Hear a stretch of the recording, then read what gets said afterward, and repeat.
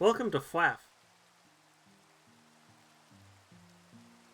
On this server's overworld we have Biomes of Plenty, Oh the Biomes We've Gone, Alex Caves, and Untamed Wilds, as well as Alex's mobs. Biomes of Plenty and Oh the Biomes We've Gone are two of the 4 biome generation mods we're using, both of which add tons of wood variations and potential places to build and live. We use Alex's Caves and Underground Jungle to fill out the underground generation and biomes. For enjoyers of animals and random creatures, there is Alex's Mobs, Untamed Wilds, a Creeper Overhaul, Ben Sharks, and Yippies. All of which add mobs to oceans, the overworld, and some other dimensions to make the world feel more full in general. If you live on a river, please keep in mind your local catfish population, as they have a tendency to explode beyond the long-term server health limits if not kept in check. Origins and Classes. For a more in-depth guide to origins and classes, please see the text document that was posted in MC Info when the server was released. It will be pinned. Here's a quick explanation though. Origins are like picking your race in D&D. Each has their own set of benefits, downsides, base health, base size, and each can drastically change how you play, explore, or fight. Players, depending on their origin, can be anywhere between 1/4 of a block tall to 3.5 blocks tall. Please make sure to read in detail before making a selection. Classes are pretty self-explanatory, but generally classes have 2 effects to flesh out your specializations even further, to give that feeling of multi-classing by specializing in 2 things. Or you can just pick a class that eliminates one of your race's weaknesses. Did you get that, Jeff? Okay. Utility and keybinds. For some player utility, a very important mod for those who are sensitive to certain types of sounds or just want to avoid spooky/jarring noises, is the Extreme Sound Muffler mod. Lets you go independently to every sound file in the game and mute any of them. So for example, if you don't like the sound of beacon deactivating, you're going to just open your inventory, click the icon, search beacon, and just mute so you can no longer hear the sound of a beacon breaking. Or at least it's very quiet. Now for a keybind guide. This will just be a slow scroll so you can follow along at your own leisure.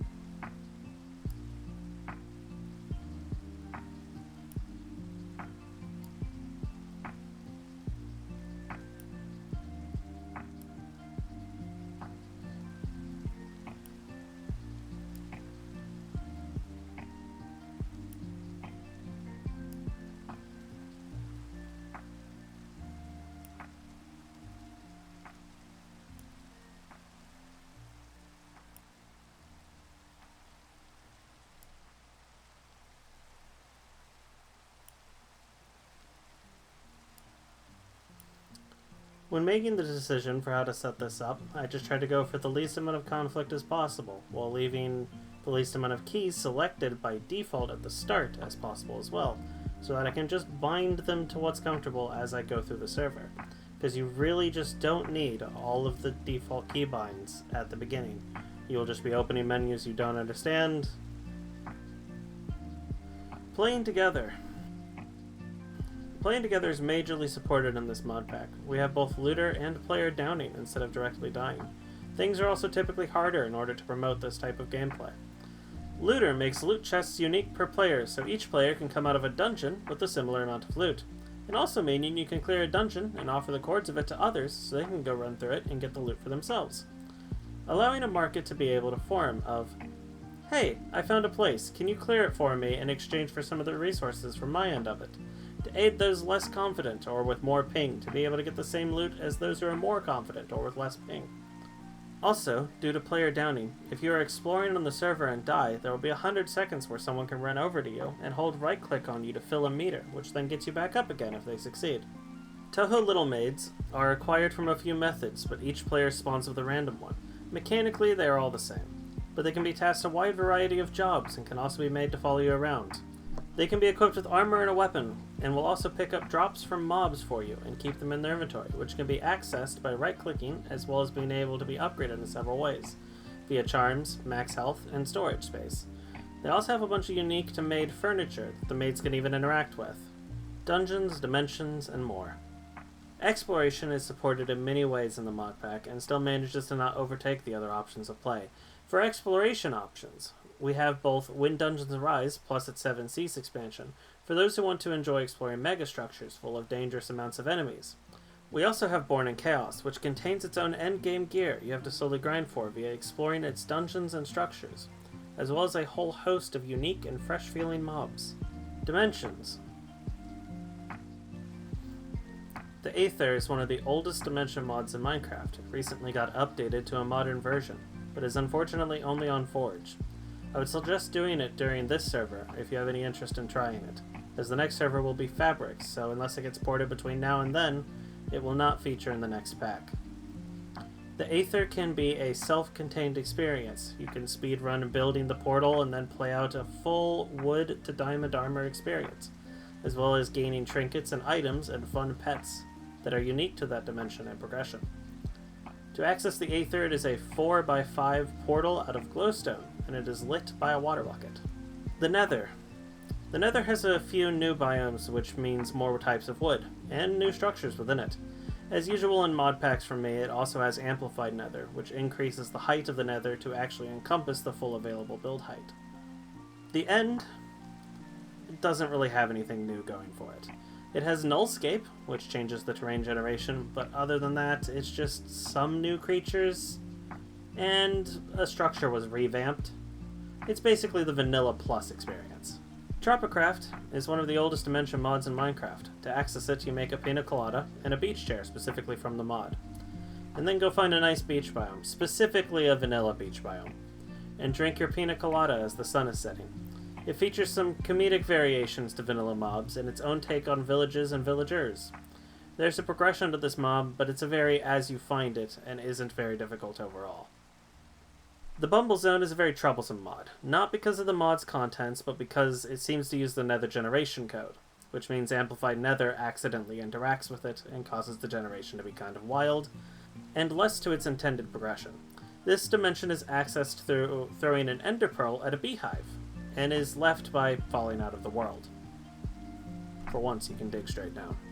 The Undergarden is a unique dimension that feels similar to the Nether, but it has its own unique host of creatures. To access it, you build a 3x4 portal out of stone brick and light it with a catalyst. And honestly, I've kept myself kind of blind to it, so beyond that, I won't be of assistance until I try it myself. Life at the Homestead. The Let's Do mods all expand on available food, building blocks, cute outfits, and have rewards if you fully explore the mods. And a good amount of food is placeable, which will help with builds. Plenty of new farming opportunities from these mod sets.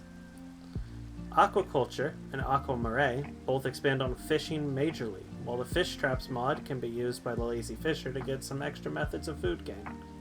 Villagers have been majorly expanded, and have gained new trades that can come up in vanilla trades. Here's a list of every single block that can be used as a new villager station. The Blast Furnace, which can be used for the Armorer. The Smoker, which is the Butcher. Cartography Table gives you Cartographer. Brewing Stand gives you a Cleric. Composter gives you a Farmer. Barrel gives you a Fisherman. Fletching Table gives you a Fletcher. Cauldron gives you a Leather Worker. Lectern gives you a Librarian. Stonecutter gives you a Mason. Loom gives you a Shepherd. Smithing Table gives you a Toolsmith. Grindstone gives you a Weaponsmith. From the modded stations, there's an Oceanography Table, which gives you an Oceanographer. A Decayed Workbench gives you a Netherian. Forestry Bench gives you a Woodworker. Purpur Altar gives you an Enderian. Blueprints Table gives you an Engineer. Gardening Table gives you a Florist. Hunting Post gives you a Hunter. Mining bench gives you a miner. Target block gives you an engineer. A respawn anchor gives you an underworld explorer, which offers nether trades. Crafting table gives you a lumberjack. Flower pot gives you a florist. Furnace gives you a miner. Suspicious sand gives you an ancient explorer, which can be used to trade for sherds and other related archaeology items. Apple press, which is from Let's Do Vinery, can make a winemaker. Cooking pot from Let's Do Candlelight can give you a cook. Bar counter from Let's Do Brewery can give you a brewer. Forager's table from Oh the Biomes We've Gone can give you a forager. A game table from Box of Horrors can give you a merchant. Create and its add-ons. When it comes to Create, there is only really two ways to explain it. I either give you an overly long rundown of mechanics and capabilities, or I list a few small keynotes and otherwise provide you with the exact names of the add-on mods, so you can find guides for them that are way better than I could ever supply or sum up. Some fun items to look into. Wand of Symmetry lets you mirror placement of blocks, so you can select a distance that it'll mirror the placement for you. Let's say you're trying to build a circle. Well, now you only have to build half of it. Extendo Grip. When held in the offhand, it increases your reach by a lot, which helps short races, or races that are reduced in reach, be able to have the same attack capability as races that do not have that reduction. It also gives a major boost to knockback when attacking while it is equipped. Copper back tank and diving helmet let you breathe where you otherwise couldn't, which is very useful for underwater races, or for races that aren't underwater to be able to visit their friends. Trains, the hopefully main method of transportation when it comes to long distances. The hope is that eventually we can set up trains to everyone's houses that could also run off a timed system. They're really neat and a fun process I highly suggest giving a try. And finally, contraptions. They let you do all kinds of things, but in terms of early game, can be a way to mass gather ores and blocks via drills on them. The add-on names. Create big cannons. Create craft and add-ons. Create deco. Create decoration casing. Create encased. Create bells and whistles. Create design and decor. Create dreams and desires. Create extended cogwheels. Create interiors. Create Oppenheimered. And create steam and trails. Supplementaries and Little Logistics both have tie-ins with Create, some more direct than others. Supplementaries is essentially a light mode of Create. You can build lifts and use it for mining as well, just like Create could, but the overall customization is lower. But it also has things that Create doesn't that is worth looking into, even if not at first. Little Logistics adds little tugboats and trains that can be used for moving cargo, and to do certain bonus tasks, including auto-fishing, gathering items, moving fluids. Also has the compatibility add-on to function in a way with contraptions. I have not explored this enough to really describe how exactly, though. Modes of transportation. Simple planes, small ships, and modern minecarts all do a very good job. Simple planes adds 3 different planes, most of the difference being their internal storage size, and 1 helicopter. These can be fueled/charged with coal/burnables, and solar panels. They don't move very fast and are hard to get used to, but I happily recommend using them for short distance travel or exploration. Small ships adds 4 different types of boats. All have varying amounts of seats for entities, and can be equipped with cannons or shields to gain an extra attack or extra defense. Modern minecarts is the expansion for minecarts that Minecraft never really got. It attempts to add new rail types, as well as new variations to the carts themselves, as minecarts tend to be one of Minecraft's most ignored technologies in updates. Magic. Botania is an old magic and exchange mod that focuses on getting you to make types of generators to fuel stations to make better generators, before then making you unlock a trading system to eventually progress to bosses and gain gear that will likely be part of some players' endgame kits. Occultism is a aged magic mod all about summoning and progressing through a decently expansive path. I've kept myself mostly blind on it, so I don't have a good guide on how to get started or any suggestions like that. You'll have to look it up, the same as I will. Iron Spells and Spellbooks is a magic crafting mod where you learn spells of high tiers via crafting, exploring, and buying them as you progress. There's a large amount of spells available, and I've heard very good things about it. I'm also keeping myself mostly blind about it though, so that's as much of an exploration as I have. Core Rail Tombstones doubles as the Tombstone mod for preventing rage deaths, while also adding an alignment and spells mechanic. In this mod you can make it so you keep XP on death, raise undead assistance, gain bonuses to martial abilities, improve potion duration, and learn an assortment of spells. Make sure to note these. These are several mods that really impact your gameplay and can very easily accidentally be missed, and then you later hear from someone else, and then you regret that you didn't take up doing this sooner. Backpacks. Backpacks don't really need an explanation as for why having a backpack is amazingly useful, but I will explain that this backpack mod has upgrades you can equip to a bag to make each slot hold multiple stacks of that block, to make it pick up nearby things automatically, to put items from it onto your hotbar automatically. You can even have it smelt and craft things. Not automatically for the crafting, obviously. But all of that from inside of the backpack. It has so many different equips you can do for it to give it different functions to assist you in your gameplay. Paraglider. Well, it adds a paraglider, so no more falling to your death for you. There's even a Deku Leaf version. What this mod adds is the ability to give yourself 20 extra hearts via finding spirit orbs and combining them at a goddess statue to make max health capsules. Please don't forget this, as some of the things in this pack are much stronger than you would typically expect, strong enough to justify the extra health, especially for origins that start with reduced HP. Calm Simple Storage. It's an old-fashioned implementation of mass storage systems. You essentially can hook a bunch of standard chests together and access them all at once via a console that can be searched via typing in and display the total amount of something in the system. Luggage adds an immortal friend that are chests on a bit too many legs. These chests simply follow you around and pick up items that are dropped. They have the inventory of a double chest, and there's a few hotkeys you can set up to make using them easier. Tetra. If you've ever played with Tinker's Construct, it's that but more so for the custom weapon/tools aspect. If you haven't, it lets you make different